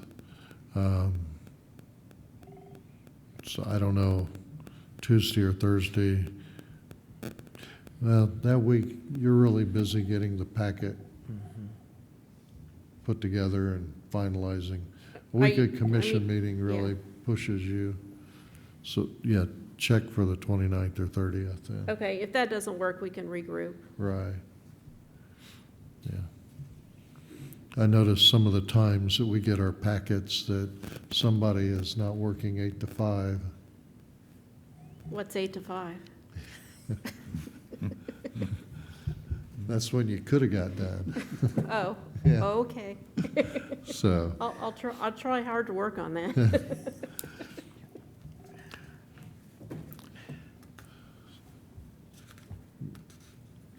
so Kelly, we'll check on those 2 dates and report back to us, so. Okay, any, You want to go back to the other special meeting for the alcohol forum? Yeah.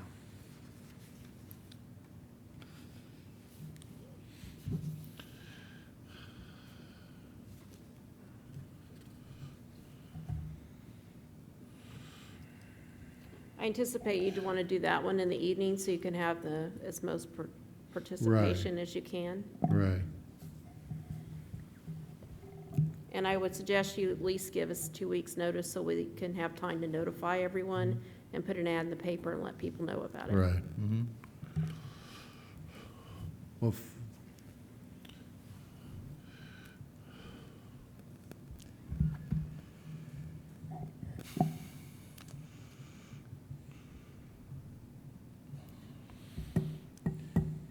At least 2 weeks' notice.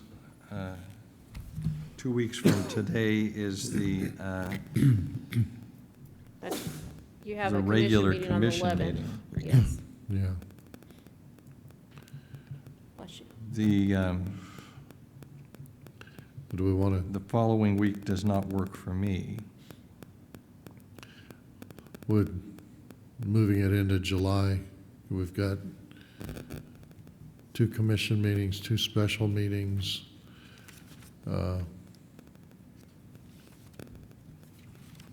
Your meetings in July are the 9th and the 23rd is your second and fourth Thursday. Your third Wednesday is the 15th. If we,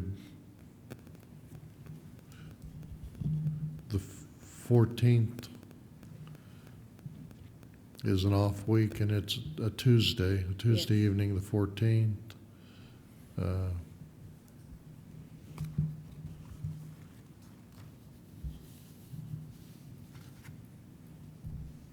Center, July 14th, Yeah. July 14th, Tuesday. is that, I'm available. okay? 5:30?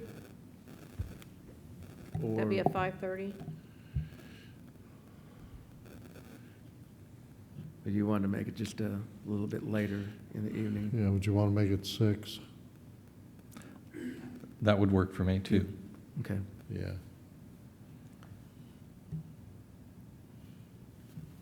So July 14th.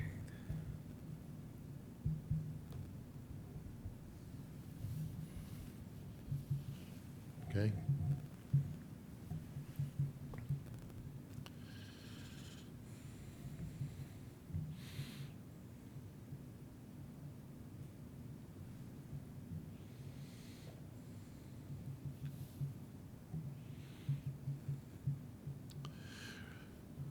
Okay, if that covers our discussions and we're ready to move on to reports. Item A of reports is the 2020 census update. We're now tied with Cherryville. Cherryville was ahead of us last time, and I looked it up just a little bit before the meeting, and we're both at 58.2%. Now, you do know percentages are misleading, don't you? Yeah, I'm sure ours is more Yeah. people, but It's the easier. census tracks it by percentage. Yeah, it's easier to get 50% of 10 than it is of 100. Right, right. So we do need to work on, our messaging. I'll get with Joanne and try to ramp that up some more. Yeah. Just getting people to fill it out. They will send people door to door eventually, but all that has been delayed. But I anticipate that will still occur. There is a census tract, which April had noted from her research today, that we have that's in kind of a lower income area. And if you look, the majority that are responding by phone, and it's a very low percentage. So we need to figure out how to reach those areas to help them understand the importance of the census and how this can help all of us. Right. And what was our percentage in 2010? Was it 74? It's about 70.2. Oh, 70.2, yeah. It was 70 Maybe something. we set ourselves a goal of 100? 75%. Let's, or I was just a to little beat, higher. yeah. But just see, as long as we beat our last percentage. Yeah, the thing is, if we don't, those people do not respond and they are not counted, that is so much money that Yeah. is lost. Good. Well, let's keep getting the message out. Okay. Next item on the agenda is item B, wayfinding signage Lori design. Lori update. Kelly is here, and she actually got us started on this project, so I would like her to help unveil the new design. Well, thank you for coming, Lori. Hi, Kelly. Hey, Lori. Lori.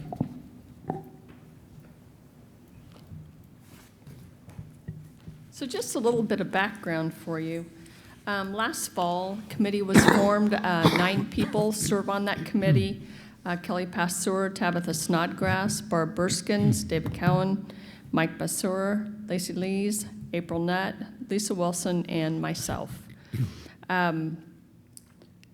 We decided that there was an opportunity to do something for our community, and that without a design, we would never see signs in the community.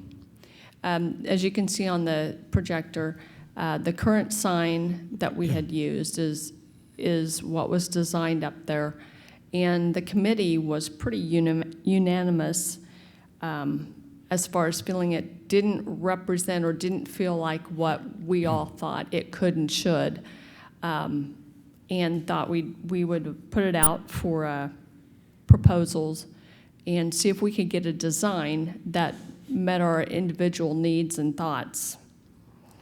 So we used a website called CrowdSpring. There's 210,000 creatives from 195 countries. It's a site the city's used before for, was it monument sign, I believe? Or We used it for our city logo and Yeah. our website. yeah, so the city logo and website, it was used for that. And so we decided that that would be a good avenue for us to get some creatives out there helping us come up with a sign design. We held the contest and offered a $1,000 reward for the individual who provided a sign that we were good with. Interestingly enough, all 9 people unanimously loved the sign design we picked. And, you know, to get 9 people with an opinion to all agree instantaneously, and it wasn't, it was a slam dunk for us all. So we were excited with the winner. If you want to go to the next slide. So this is what the designer came up with. We looked for something that reflected our historic downtown, that wasn't too old school, if you will. We wanted it to look like it was a forward-thinking community that also had a rich history and that was very proud of. And we felt like the signs also went well with our clock designs downtown. And so that's the design we picked. And if you go one more slide, the next one's the comparison with the before and the current ones. And we felt like we looked for a sign that would be durable, that would be fairly inexpensive to reproduce, and something that again, reflected our historic downtown. The intent is that we would use the Doug Picker signage plan to identify the locations and the suggested signage. Our next steps to get quotes and identify a provider. We'll try to get as many participants as possible and utilize the city site to promote it. It'll be important, I believe, to have a lot of details and specifications for this sign, as we feel it will be a several-year project.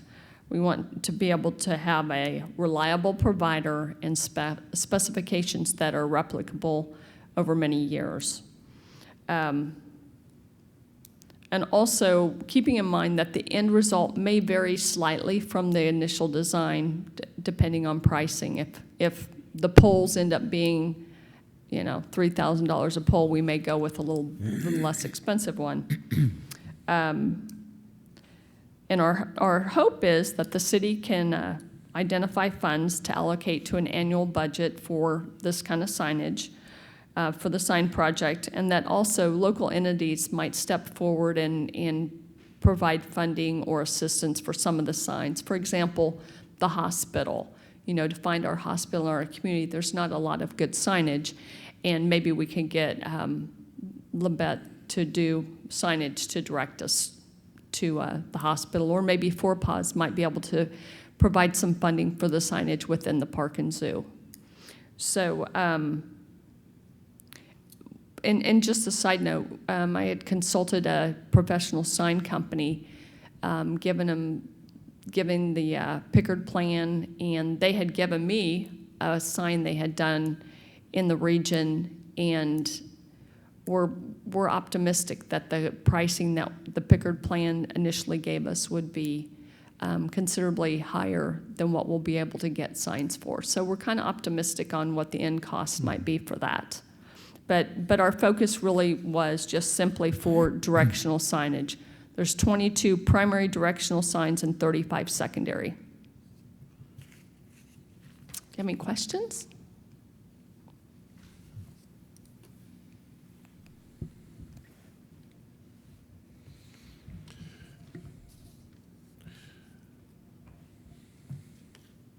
Be handy to have a mock-up that you can look to see how it actually, you know, you'd stand up if Fab Lab or, you know, one of the shop classes could just rough one out in wood or something to give you a actual visual perspective of. I designed a sign once and it looked big on paper, but in reality, it was like that. I had to get the tape measure out to measure that everything shrinks in the outside world. And, you know, maybe I like the designs, but, you know, Good. if you had a mock-up to just make sure your proportions and everything before you actually get one on site. But Well, and it's there will nice. be, it's my understanding, based on the Pickard plan, there are quite a few different sizes and styles, depending on whether it goes on the highway, whether it's in a walking spot. You can see on that, there's a proportional, there's a man drawn to give you a little bit of perspective, like you said, how big is that sign? Yeah. And then the proposal that I had seen one company do for another entity, full-on drawings with trees and perspectives with that. But, yeah. But, I mean, there definitely could get a mock one or a demo one done first. But I think the first step's maybe to get some quotes and find out what we're looking at.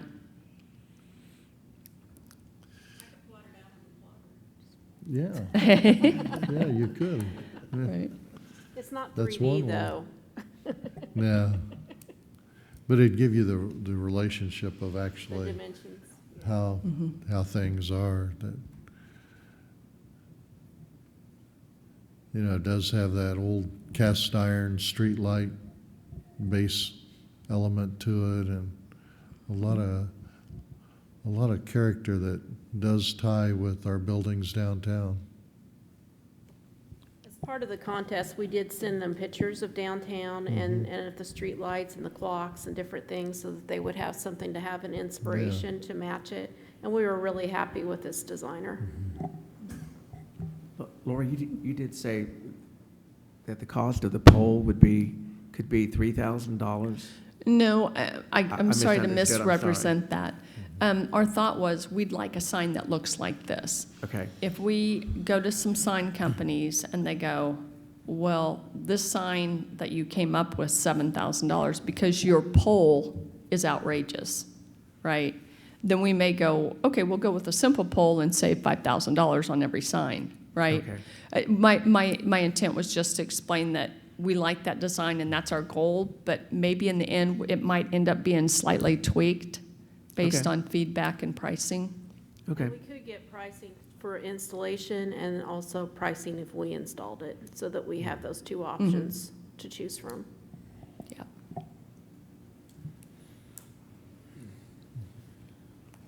Very attractive, and I think that classic looking and certainly blending with the downtown is such a great idea. So I look forward to seeing what else you come up with. Thanks. Be good. Thank you. Thank you, Lori. Thank you. Thank you, Yes. Lori. Thank you, everybody that sat in on that. Okay, next item is city manager's comments. Mayor, we did get a sales tax report that I did not have for the packets, but it is done now. So if it's okay, do you care if Lacey reviews that briefly with you?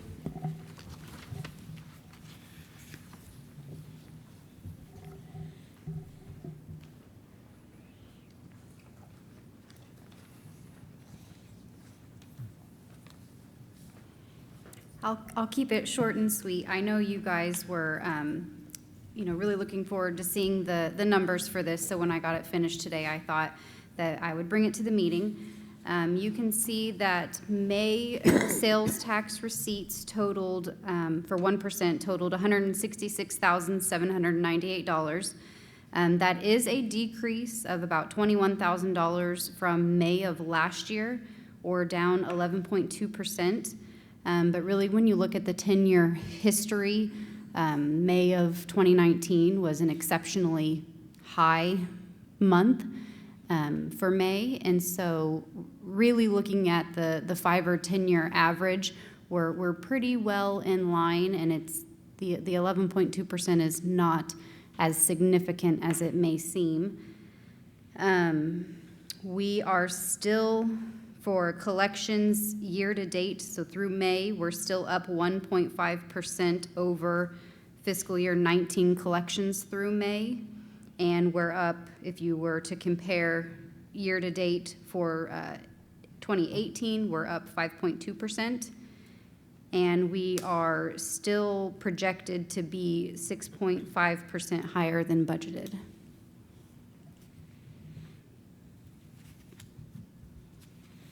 So all in all, pretty good news.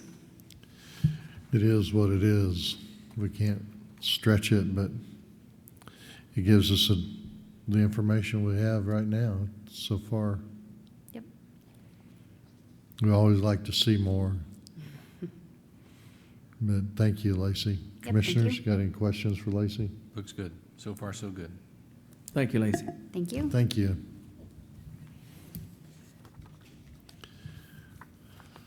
I am multitasking over here, and Chuck Goad has confirmed that that date will work for him. Okay. So we can confirm that. On Peter Pan, there were some drainage concerns that came up. The mayor actually went out and looked at that with us. I got some feedback today from Trans-Systems, and they are going to redesign the yard inlet on the south side of the Debo's property, and the new design will greatly reduce the chance of it being clogged. We were having an issue when we get heavy rains. It flows onto the street, and it also backflows onto the Debo property. On the ditch flowing over the curb on the north side on the Debo's property, they're looking at design options for adding a concrete inlet to intercept the ditch. They plan on having design options completed next week for further discussion. And there was an inlet or a manhole that we opened up and we took pictures of, and there was concrete poured into one area. He said that plug was planned.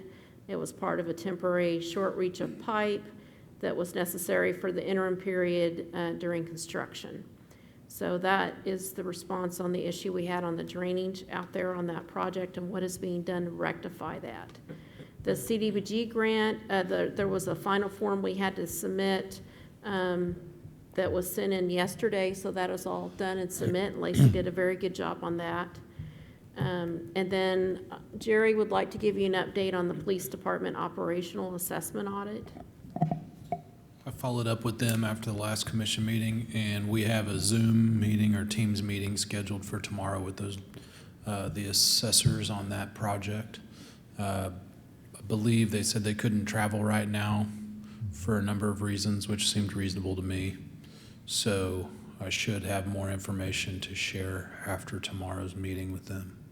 But they are eager to get moving forward on the project. Good. That'll be a great asset for you to have completed. Does that affect some of your planning? I suspect that it will. So it'd be good to get it done. I don't know that we'll get it done in time for the budget, but we do the best we can. They have everything that they've requested from us. Good. I know you've been doing all you can to get that done. It's just beyond your control of the delay. Yes, and they, if I recall correctly, they would be interested in doing some distance interviews before they come here to minimize their travel time while they're here. Yeah. Great. Well, thank you. Thank you.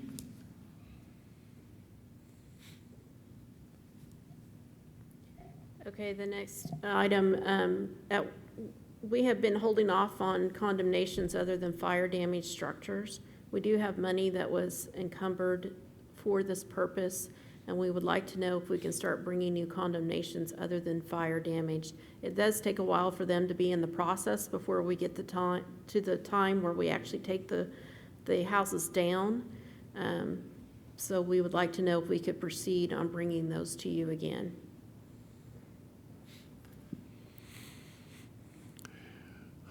I think it would be okay to proceed, but we still don't have a good enough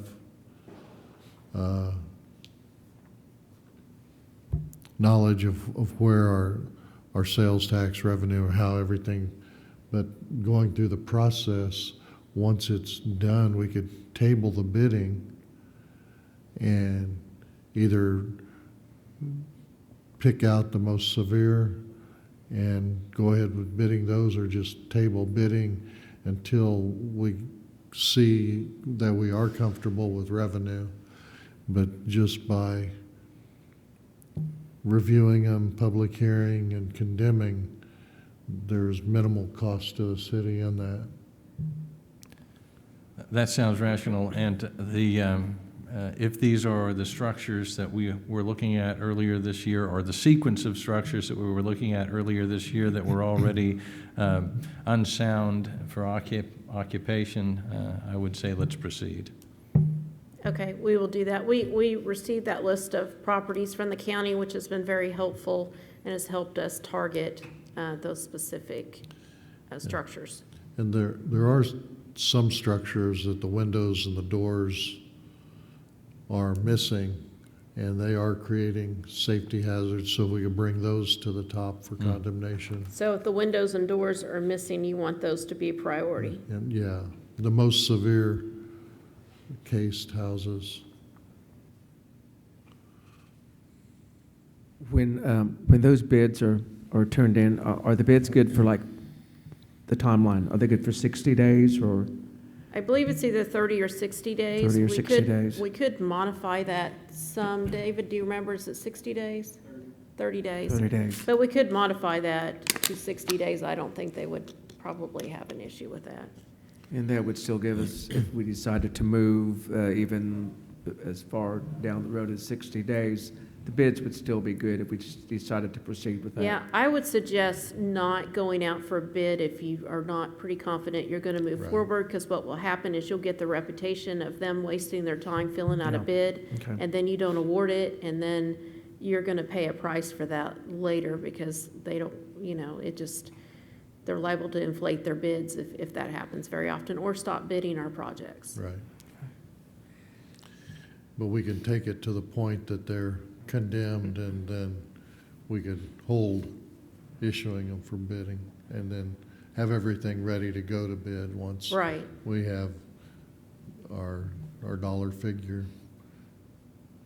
But some of them, if the house is open totally to the neighborhood, those we need to go ahead and do first if we could. And if they are immediate danger, there is language in the code that allows us to address those Right, on a quicker basis if they're immediate danger.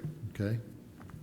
Okay, the next item I have is, we received bids or quotes for the Farmers Market Electric, and Howard's Electric has agreed to do that at no cost. So, I commend David for his work on that, and the team that's working on the Farmers Market, April and Lacey and Lisa and several of them, for getting that done, and Carolyn and all of them, Tabitha. So, they will get their electric there, and will be no cost to the city between Evergy's donation and Howard Electric's donation. So we would like to thank them for that donation. Yeah, Indeed. Thank you. very much. Yeah, thank you, Howard. It's electric and Evergy. Then the next item is I sent out a KDOT RFQ for engineering for the West Main project from 8th to 10th Street yesterday. I submitted it to KDOT and asked them to pass it on to their consultants. And I got contacted back from KDOT today, and they stated we're not required to bid out the design work, but we are required to bid out the inspection through a procurement process, an RFQ. So it's up to us if we would like to go ahead and proceed on the RFQ for design, or he said we could go ahead and award the design work and then do the inspection RFQ at a later time. So I just need direction if you want me to pull the RFQ, or do you want us to proceed with what we're doing? We do have worked with Trans-Systems on this project. They are local. If you would like us, we can ask them for a contract for design work so we can go ahead and get going on this project. I just need to know what your pleasure is.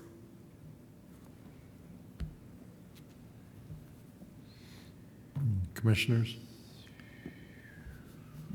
Now, this is for late 2022? Is that where we're looking at this project? Lacey, do you remember? The state year's a little bit different than ours because they start July 1. I believe this is a 2021 project, but I don't hold me to that. I'll confirm and let you know if it's different. But I believe 2021. And was this from the east intersection from North 8th on Main all the way back to 10th? It'll, Including up to the up to the corner? right, Okay. We have a grant from 8th Street to halfway between 10th and 9th, a KDOT grant. And then the last half of the block, we had applied but didn't get a grant, so we'd be responsible for the total cost of that section of work. It should be included into one bid package and one engineering package.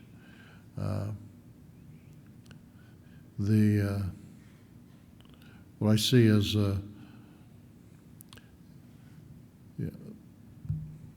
benefit of going ahead and awarding it to Trans-Systems is we can start immediately and know where our money is going to be for the project, the half a block. It will have to be a full base replacement, just like we did west of 10th Street. So we need to know that number, budget number, as soon as possible. Of course, the disadvantage of that is looking at a possible reduction of costs for engineering. But, you look at the time frame we're under to get the project under construction in KDOT's time frame now, too, that we're limited, so. I will note that an RFQ does not have price is attached. So you're picking the engineering firm off of their qualifications, not the cost. So there could be potential savings. You don't know where you would technically end up necessarily. Right, and that's the thing, you've got the time you get the RFQ, then you do the interviews, then you go for cost proposal, negotiation, then working it into their schedule for design. It extends it, so. But with this, we have the option of awarding it to the engineering firm that worked with the proposal and worked with the West Main project west of 10th Street, so there would be some consistencies and hopefully some knowledge and cost savings to the city. And they submitted, helped us submit our grant applications on these projects. But what we would have to do is the last part of the project actually under construction would have to issue an RFQ and go through the interview and award a contract based upon For those inspection interviews for the services. construction phase. So, commissioners, your thoughts? Commissioner Hayes? Well, considering that the KDOT grant money will eventually expire, we don't want that to happen. So proceeding while those grant monies are still available seems paramount. So whatever it takes to fully take advantage of the grant, we should plan on doing that. Commissioner Yususi? No, I agree. Yeah, let's move forward with this. Yeah, I think with the sequence that we're under the time frame and looking at some of the past projects of plan review and sequence that we do get the money, I would agree with that thought of going ahead and asking for a contract from Trans-Systems at this time and then prepare the RFQ for later release for the construction. All right, we'll do that. Contract I'll see administration. if they can have it ready so we can have it on the 11th meeting. And with that, a schedule too? Okay. Of their executing the project, getting it to bid, getting it reviewed, something we can go by on that too.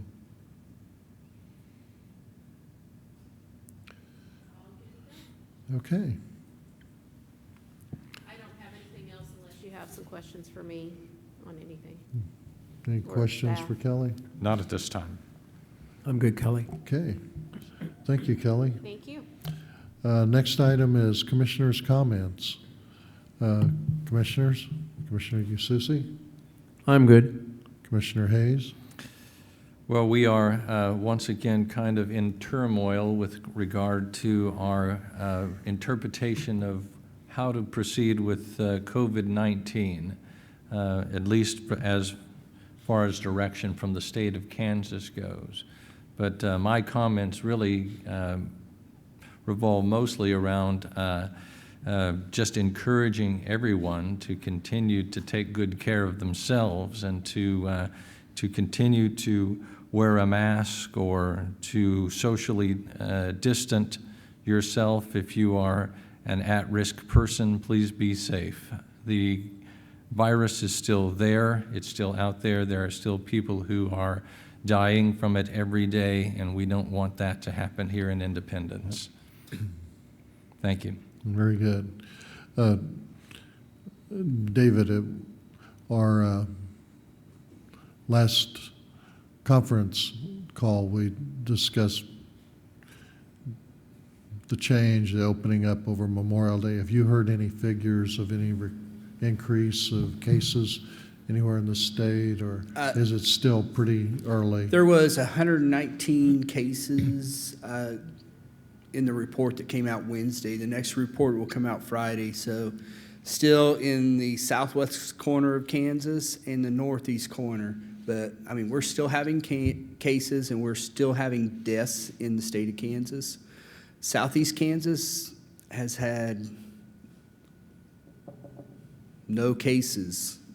It's just kind of isolated in those two areas, but Commissioner Hayes is correct. I mean, and Montgomery County is going to follow the guidelines of the governor that she has laid out at this point. Some of the other surrounding counties have opted otherwise, but we're continuing the course, and the course Kelly has laid out for our plan too. Great.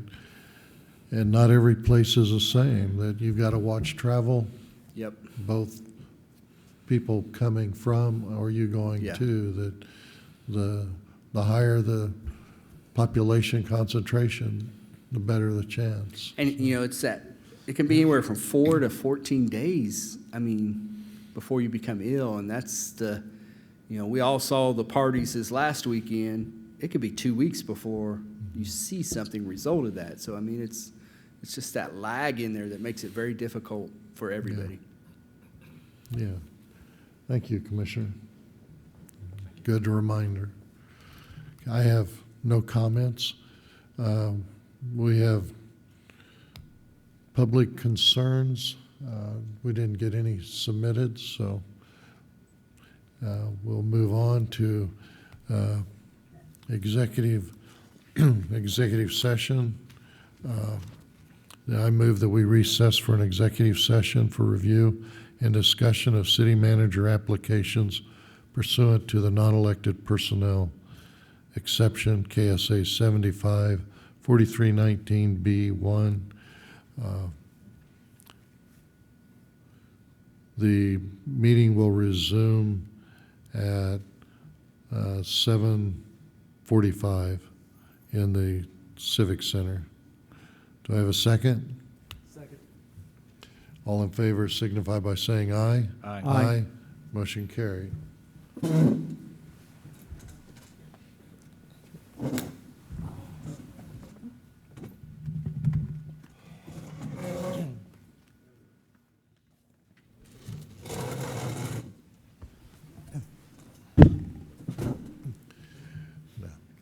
We're back in session. There's no action to be taken from executive session. Next item on the agenda is adjournment. I make a motion that we adjourn. Second? Motion and a second. All in favor signify by saying aye. Aye. Aye. Motion carried. Meeting adjourned.